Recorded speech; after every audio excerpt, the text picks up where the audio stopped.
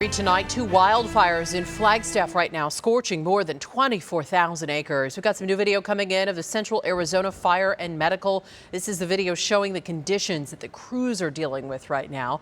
We're also learning the following neighborhoods: Fernwood Estates, Hutchison Acres, Sweet Acres, and Johnson Ranch have been moved back to set evacuation status. So that means that neighbors in those communities can return home, but really need to stay ready to be evacuated again if that threat once again moves closer. We have team coverage for you tonight. Let's start with our Christine Stanwood. Well, you'll notice that the conditions are much different than yesterday. Winds are light, and that's working in these fire crews' favor today. That's a big advantage. But in the meantime, it's still a waiting game for so many residents waiting to get back into their homes as they are still evacuated. Well, it's sad. It's unfortunate. It's sad. Monitoring the smoke from the bed of his truck, Danny Cobb is forced to be patient. What are you looking at? Looking to see if the house is still standing. But Danny wasn't sure of that Sunday when the pipeline fire loomed over his home. The lighter winds and good conditions are working in the fire crew's favor as they battle the pipeline and haywire wildfires. It's nice that the wind has calmed down today, because that surely gives the fire departments the ability to get boots on the ground and attack the fire.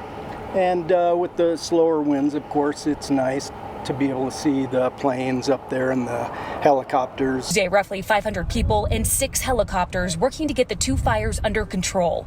And because of the tunnel fire, it's deja vu for Danny, moving here in December. We were evacuated for about 6 days, and we didn't know for a couple of those days if the house was still standing. But Danny knows what it's like for these fire crews. They all want to get this put out.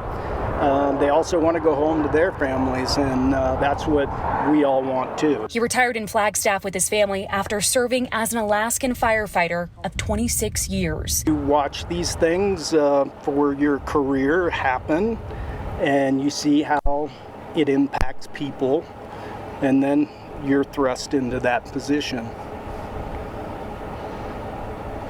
It's how life is, right? They're now having to stay in a hotel with their dog Macy boarded.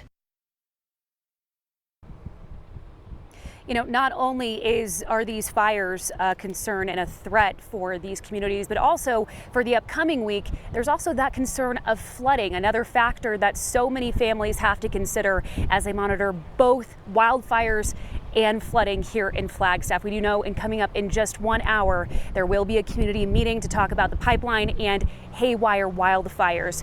That will continue our team coverage into the evening with ABC 15's Jordan Bonke. Reporting in Flagstaff, Christine Stanwood, ABC 15, Arizona. We want to bring in our chief meteorologist, Amber Solins. Amber, those winds have been a factor in this fire, and we just saw it in Christine's live shot, too. Yeah, thankfully, though, a lot lighter than yesterday. Remember yesterday, 57-mile-per-hour wind gust in Flagstaff? Today, they're down to 25. So we're headed in the right direction.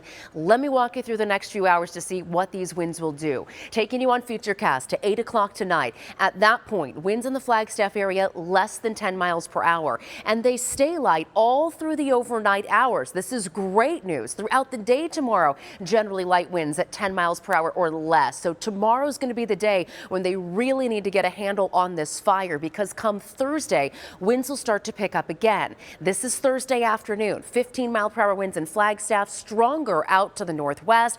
And by Friday, then comes the concern of lightning and gusty erratic winds from any monsoon storms that'll fire up, because the chances really going up here Friday and into Saturday. So one day really where that fire risk goes down, and then it's going to pop back up again through the end of the week. And we're going to talk more about the monsoon storm chances and when the valley could get in on our first monsoon action coming up in your full forecast. Thank you.